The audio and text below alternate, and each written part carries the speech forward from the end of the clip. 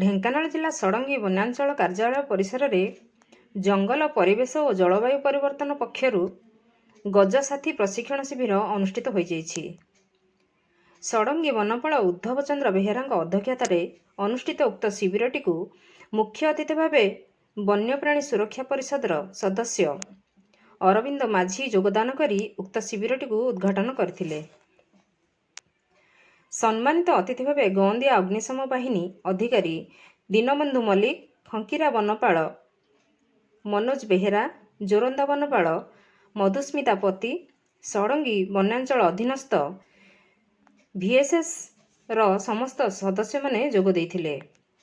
ଉକ୍ତ ପ୍ରଶିକ୍ଷଣ ଶିବିରରେ ମୁଖ୍ୟତଃ ଅସ୍ଥାୟୀ ଭାବେ ବନ ବିଭାଗ ପକ୍ଷରୁ ନିଯୁକ୍ତ ଗଜ ସାଥୀମାନଙ୍କୁ ହାତୀ ଏବଂ ମନୁଷ୍ୟ ମଧ୍ୟରେ କିପରି ସୁସମ୍ପର୍କ ଗଠନ ଏବଂ ଉଭୟ କିପରି ସୁରକ୍ଷିତ ରହିବେ ତଥା ବିଶେଷ ଭାବରେ ଜଣେ ମଣିଷ କିପରି ହାତୀ ସମ୍ମୁଖରେ ନିଜକୁ ସୁରକ୍ଷିତ କରିପାରିବ, ହାତୀକୁ ଉତ୍ତମ ବ୍ୟବହାର, ହାତୀକୁ ନିଆଁହୁଳା କି କୌଣସି ଟେକା କି ବାଣ ନ ମାରିବା, ହାତୀକୁ ପଛ ଭାଗରୁ ଘଉଡ଼ାଇବା, ଶୋଇବା ଘରେ ଉଷୁନା ଧାନ ନ ରଖିବା, ଏଭଳି ଅନେକ କୌଶଳ ଗଜସାଥୀମାନଙ୍କୁ ପ୍ରଶିକ୍ଷଣ ପ୍ରଦାନ କରାଯାଇଥିଲା।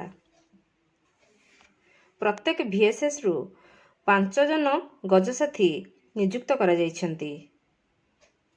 ଉକ୍ତ ଶିବିର ଆରମ୍ଭ ପୂର୍ବରୁ ବନ ବିଭାଗ ପକ୍ଷରୁ ଏକ ସଚେତନତା ରାଲି ହାତୀ ମେରା ସାଥୀ ଷଡ଼ଙ୍ଗୀ ରେଞ୍ଜ କାର୍ଯ୍ୟାଳୟ ଠାରୁ ବାହାରି ଷଡ଼ଙ୍ଗୀ ଗ୍ରାମ ଓ ବଜାର ପରିକ୍ରମା କରିଥିଲା।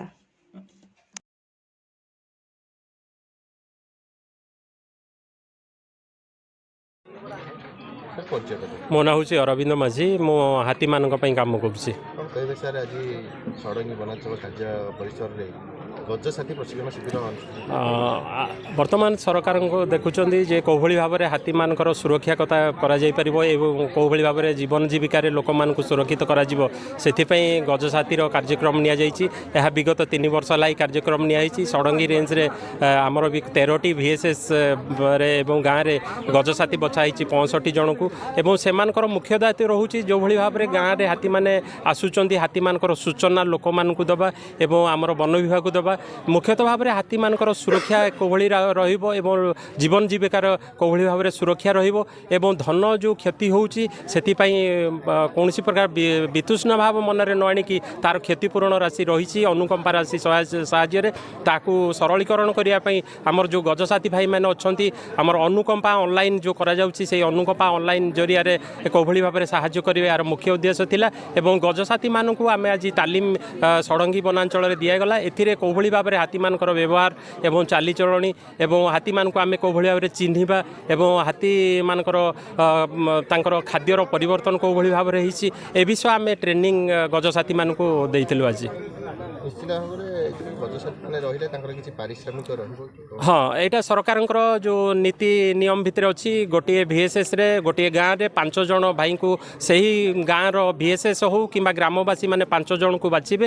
ଯେଉଁ 5 ଜଣଙ୍କୁ ସରକାରଙ୍କ ତରଫରୁ 5 ମାସ ପାଇଁ ଏ କାର୍ଯ୍ୟକ୍ରମ ଏଥିରେ 1000 ଟଙ୍କା ଲେଖାଏଁ ଜଣକା ରହିଲେ 5 ମାସ ପାଇଁ ରହୁଛି। 5 ମାସକୁ 25,000 ଟଙ୍କା। ଏହାକୁ ଆମର ଯେଉଁ VSS ଆକାଉଣ୍ଟ ରହିଛି କିମ୍ବା ଗାଁର ଯେଉଁ ଆକାଉଣ୍ଟ ରହିଛି ଭିଲେଜ ଆକାଉଣ୍ଟକୁ ଏକାକାଳୀନ ଦିଆଯିବ। ସେଇଠି ଗ୍ରାମବାସୀ ମାନେ ସେ ପଇସାକୁ ଉଠାଇଲା ପରେ ଯେଉଁମାନେ ଏହାକୁ କାମ କରିଛନ୍ତି ଆମର ଗଜସାଥୀ ଭାବରେ ତାଙ୍କୁ ସେମାନେ ପଇଠ କରିବେ। ଏହା 25,000 ଟଙ୍କା ପର୍ଯ୍ୟନ୍ତ ରଖାଯାଇଛି ଏବଂ ସେଥିରେ ଆମର ଲାଇଟ୍ ଦିଆହେଉଛି 5ଟି ଏବଂ ତାଙ୍କ ପାଇଁ ଡ୍ରେସ୍ କୋଡ଼୍ର ବ୍ୟବସ୍ଥା କରାଯାଇଛି। ଢେଙ୍କାନାଳରୁ ସୌମ୍ୟରଞ୍ଜନ ମହାନ୍ତିଙ୍କ ରିପୋର୍ଟ, ନାଗରାଜ ନ୍ୟୁଜ୍।